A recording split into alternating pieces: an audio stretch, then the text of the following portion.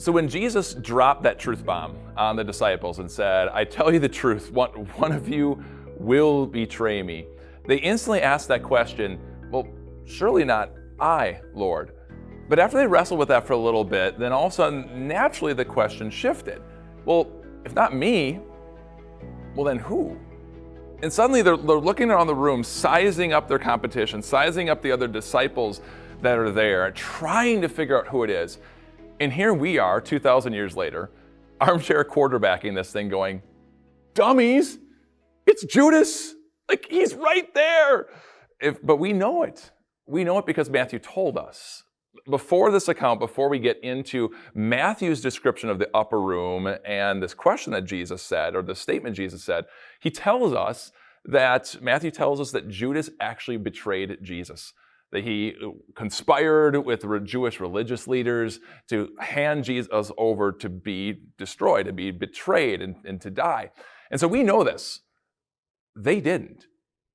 If you've seen any Christian movie, instantly you can tell who Judas is. Any Christian movie on this account, there's Judas. He's lurking in the background, right? He's dimly lit. He's got shifty eyes. You know instantly who Judas is. But they didn't. They were confused. And so Luke then tells us that after Jesus makes this statement, a fight broke out among the disciples. And the fight isn't, I think it's Judas, or I think it's Matthew, or I think it's Simon. The fight breaks out over which one of them is the greatest, because they can't figure out who it is. And more than likely, they don't think it is Judas.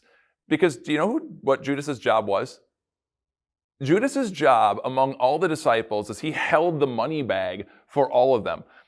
If you went out at a party and for some reason you had to put all your wallets and purses and one person guarded it, who are you going to pick? Probably the person you trust the most, right? And so they trusted Judas. They probably didn't think it would have been him. So this fight breaks out, not about it's that person or this person, but Jesus said, couldn't be me. The fight breaks out about how great each one of them is. And once again, the disciples are failing. Jesus knew this about them. He knew that they constantly fought over who was the greatest among them, jockeying for position among Jesus. And so actually, earlier in the night, when they first got in there, Jesus did something truly humble and truly remarkable, something his disciples needed to learn. They come in with their dirty, nasty, gross feet because they walked in sandals. Now, that doesn't sound that gross. You wear sandals if you go to the beach or go to the pool. But they wore sandals all the time. They walked everywhere, and animals did their business on the road, so that's going to get on their feet. They're going to recline at the table, their feet next to the food, and so they'd always wash their feet. None of the disciples want to do that because they thought they were the greatest. But what did Jesus do? Jesus humbly, lovingly took off his outer clothes, wrapped the towel around his waist, washed his disciples' feet, and told them, I've given you an example, and I want you to follow this. I want you to do as I have done for you. And not that long later, what do? They fail. Again, they made it all about themselves. I do the same thing. I do. I constantly make life about me, my wants, my desires, my joys, and I'm thinking I'm not by myself. We all do this. We all fail and just make life about ourselves.